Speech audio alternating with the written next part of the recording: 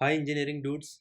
आज के सेशन में हम डिस्कस करने वाले हैं कि जो जेटपैक कंपोज के प्रोजेक्ट्स बनाए जाते हैं उसके अंदर पैकेज स्ट्रक्चर कैसी होनी चाहिए, क्योंकि ये भी एक इम्पोर्टेंट पार्ट है। जब आप किसी भी लैंग्वेज या किसी भी प्रोजेक्ट को आप आर्किटेक्चर सेटअप करते हो तो उसका एक क्लीन पैकेज स्ट्रक्चर भी होनी चाहिए, जिससे आपके जितने भी डेवलपर्स हैं या फिर कोई न्यू ज्वाइनी डेवलपर्स हैं वो इजीली अंडरस्टैंड कर पाए। ठीक है, तो ये भी एक इम्पोर्टेंट पार्ट होता है। तो आज के सेशन में हम लोग यही देखने वाले हैं कि किस तरह से पैकेज स्ट्रक्चर होनी चाहिए एक जेटपैक कंपोज के प्रोजेक्ट की। ठीक है, तो हम लोग स्टार्ट करते हैं।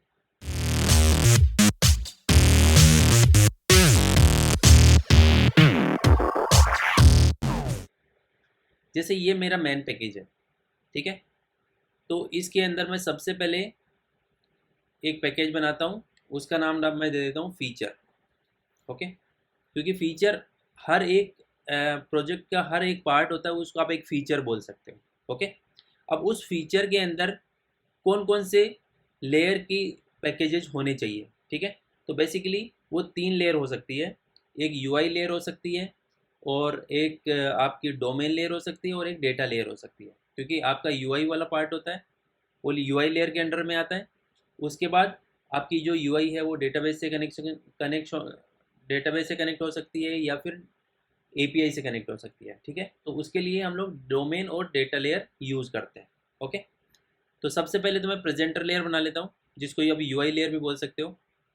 तो मैं फीचर के अंदर सबसे पहले यूआई के लिए जो पैकेज बनेगा उसका नाम होगा प्रेजेंटेशन प्रेजेंटेशन लेयर। ओके, अब प्रेजेंटेशन लेयर के अंदर सब पैकेजेस हो सकते हैं। कौन कौन से हो सकते हैं? एक तो हो सकता है जेटपैक कंपोज की स्क्रीन्स हो सकती है। ठीक है, और क्या हो सकते हैं स्क्रीन से रिलेटेड? आप अगर कोई रीयूजेबल कंपोनेंट बनाते हो या नॉर्मल कंपोनेंट बनाते हो तो उनके लिए भी आप एक सब पैकेज रख सकते हो। ठीक है, तो सारे उस फीचर से रिलेटेड सारे कंपोनेंट है, आप इस कंपोनेंट्स पैकेज के अंदर पुट कर सकते हो। ओके, और क्या हो सकता है? आपका व्यू मॉडल है वो भी आप यहाँ रख सकते हो, वो भी प्रेजेंटेशन का ही पार्ट होता है, व्यू मॉडल। ओके, इस इन जितनी भी स्क्रीन आप बनाओगे उससे रिलेटेड व्यू मॉडल है वो आप यहाँ पुट कर सकते हो। इसके अलावा हो सकता है आपका व्यू स्टेट। ठीक है,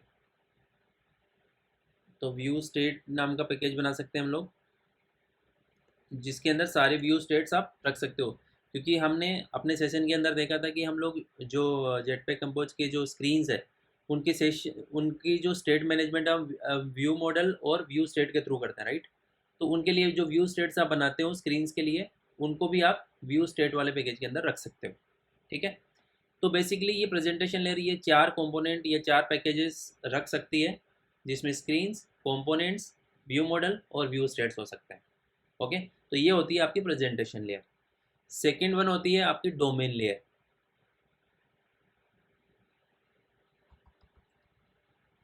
ये हो गया आपकी डोमेन लेयर। अब डोमेन लेयर में क्या कंटेन हो सकता है? एक तो आपकी जैसे एपीआई हो या डेटाबेस हो तो उसके जो रिक्वेस्ट और रेस्पॉन्स मॉडल्स होते हैं, जो डेटा क्लासेस होती है, राइट, रिक्वेस्ट और रेस्पॉन्स के लिए, तो उनको कंटेन करने के लिए आप एक पैकेज डाल सकते हो, उसका नाम हो सकता है मॉडल। इस मॉडल वाले पैकेज के अंदर जो डोमेन के अंदर होता है उसके अंदर रिक्वेस्ट और रिस्पॉन्स मॉडल्स आप डाल सकते हो। इसके अलावा एक होता है आपका पैकेज जिसका नाम हो सकता है रेपोजिटरी। क्योंकि आप चाहे डेटाबेस से कनेक्शन हो या चाहे एपीआई से कनेक्शन हो, ठीक है, तो आप रेपोजिटरी के थ्रू करना चाहिए आपको, राइट। तो ये डोमेन के अंदर एक रेपोजिटरी पैकेज होता है जिसके अंदर आप जितने भी एंड पॉइंट्स होते हैं एपीआई के या डेटाबेस के एंड पॉइंट्स हो सकते हैं, उनके लिए आप एक इंटरफेस बनाते हो और इंटरफेस के अंदर सारे सस्पेंड फंक्शन रखते हो, राइट। आपने रेट्रोफिट या इस फॉर्मेट पे काम किया होगा तो आपको पता है कि वो एक एपीआई इंटरफेस होता है जिसके अंदर सारे एंड पॉइंट के लिए आप सस्पेंड फंक्शन रखते हो, राइट। तो वो उसके लिए आप पैकेज बनाते हो डोमेन लेयर के अंदर। ठीक है, जैसे फॉर एग्जांपल मैं अगर यहाँ पे एक बनाऊँ भी तो मैं यहाँ बोल सकता हूँ API service. Okay, API service जो कि मेरा एक इंटरफेस होगा, और वो क्या कर सकता है, एक सस्पेंड फंक्शन रख सकता है, और मैं यहाँ पे रखता हूँ फेच डेटा, जैसे ये नाम दे देता हूँ अभी के लिए। ठीक है, ये इंटरफेस इस तरह के जितने भी आपके एंड पॉइंट होंगे एपीआई के, उसके आप मल्टीपल फंक्शन यहाँ पे ऐड करते रहोगे, वो आप डोमेन लेयर के रेपोजिटरी पैकेज के अंदर रखते हो। ठीक है, तो ये होता है आपका डोमेन लेयर। इसके बाद जितने भी आप ये एंड पॉइंट डिफाइन कर देते हो इसको इम्प्लीमेंट भी करना पड़ेगा। ओके, तो वो होता है आपके डेटा लेयर का पार्ट। तो आप फीचर के अंदर एक लेयर और लिखोगे, उसका नाम होगा डेटा लेयर। डेटा के अंदर भी आप एक रेपोजिटरी बना सकते हो, रेपोजिटरी नाम का पैकेज, जिसके अंदर जितने भी एंड पॉइंट अपन ने डिफाइन किए हैं उनका इम्प्लीमेंटेशन आप डाल सकते हो। फॉर एग्जांपल जैसे मैंने डोमेन लेयर के अंदर क्या किया था, ये रेपोजिटरी बनाया था और एपीआई सर्विस बनाया था, ठीक है। तो ये जो डेटा डॉट रेपोजिटरी है इसके अंदर आप इसका इम्प्लीमेंटेशन डाल सकते हो और इसका नाम आप ये सेम ही डाल सकते हो, एपीआई सर्विस में इम्प्लीमेंटेशन किया, IMPL देता हूँ और ये क्लास होगी। ओके, और ये क्लास क्या करेगी, इम्प्लीमेंट करेगी आपकी एपीआई सर्विस को, एक्सटेंड करेगी, सॉरी, या इम्प्लीमेंटेशन भी बोल सकते हो, एपीआई सर्विस। अब इसके जितने भी फंक्शन हो गए वो यहाँ पे आपके इम्प्लीमेंटेशन का पार्ट हो गया, जहाँ से आप एक्चुअल में आपकी एपीआई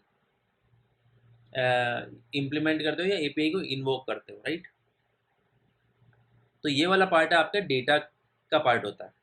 तो इस तरह से ये 3 लेयर होती है हर एक फीचर की। आप ये 3 लेयर बना सकते हो, प्रेजेंटेशन जिसमें सारे यूआई होंगे, डोमेन जिसके अंदर आपके मॉडल्स हो सकते हैं, और रेपोजिटरी जितने सारे एंड पॉइंट हैं उनके लिए सारे रेपोजिटरी एंड पॉइंट हो सकते हैं। ओके, और डेटा लेयर के अंदर क्या करते हो, जो डोमेन में आपने रेपोजिटरी बनाई है उसका इम्प्लीमेंटेशन हो सकता है, ठीक है। तो हर एक फीचर का इस तरह से आप एक पैकेज स्ट्रक्चर बना सकते हो। तो होपफुली आपको ये वीडियो अच्छा लगा होगा क्योंकि बहुत ही सिंपल एंड स्वीट है। सो मिलते हैं नेक्स्ट वीडियो में। Thank you for watching this video. तब तक स्टे ट्यून्ड, बाय बाय।